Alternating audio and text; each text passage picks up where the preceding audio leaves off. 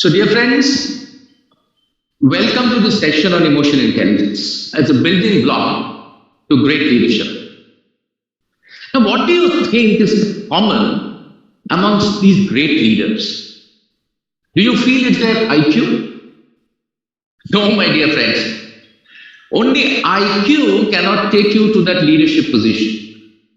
You need something much more than IQ, which is called emotional intelligence. And we are going to talk about emotional intelligence today. So let's get a little deeper into emotional intelligence. It is a process to become more attuned to both your head and your heart. Let's see how this works. We all know that emotions are generated in the mind. And mind travels on a pathway which connects the heart and the neural brain. As human beings, we always have to balance brain and heart while thinking and while taking decisions. In fact, most of the times, decisions which turns out to be charismatic or dynamic situational management, it rests its origin as intuitional decisions. We talk about gut feeling. And my dear friends, intuitions are confidently triggered by heart and logically processed by brain. That is the head plus heart that we are talking about. Therefore, head and heart coaching and collaboration enhances the emotional quotient inside every human being. So the question is, how do we develop emotional intelligence? Now there are three levels of emotional intelligence. The first level is the outer level, the systems awareness. We need to be aware of our environment. Once we do that, then we first need to improve our self-awareness.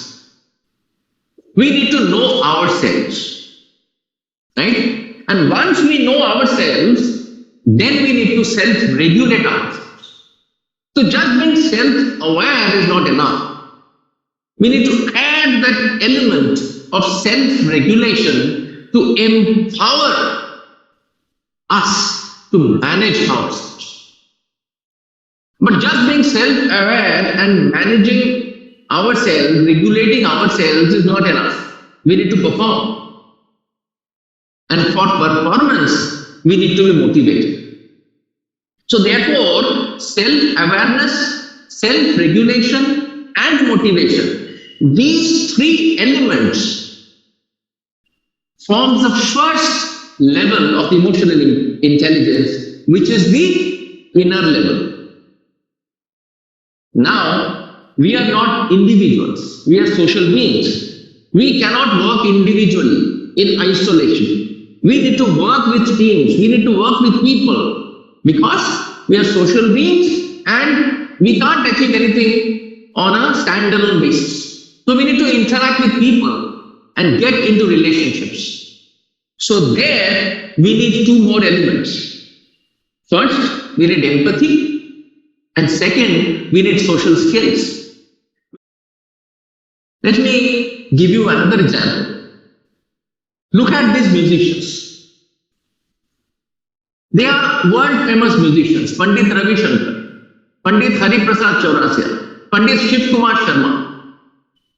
Can you imagine that level of motivation that is required to play one instrument for over 40 years? Ravi Shankar played only the sitar.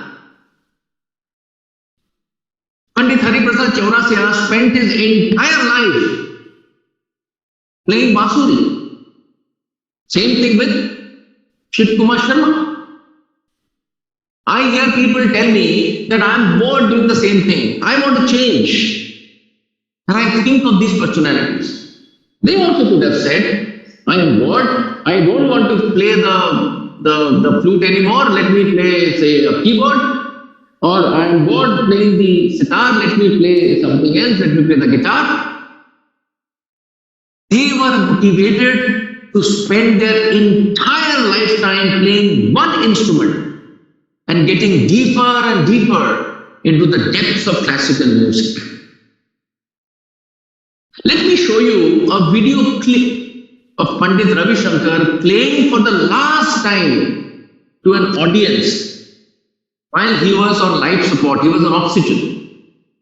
So how much motivation, was there for this phenomenal musician that he performed such a feat? So motivation comes from the core and is driven by his passion and purpose. And the passion and purpose of all these great musicians were to enthrall the audience, entertain the audience, give peace to the audience. And that's where these people became such large personalities in our. Let me give you 2 examples to explain what is empathy. First example is of a company called Panera Bread. Reverse of empathy is apathy. And this time the story is from United Airlines. And now we come to the last element, which is social skill. Social skill is friendliness with a purpose, moving people in a desired direction. And this skill makes leaders adept at managing teams, being persuasive and being collaborative. You have understood what emotional intelligence is all about. Now what you need to do to become emotionally intelligent? The first step is that you need to assess your emotional intelligence level. So there are assessments available where you can assess yourself. It's like a psychometric assessment. You spend 30 minutes and you answer some questions and a report comes out.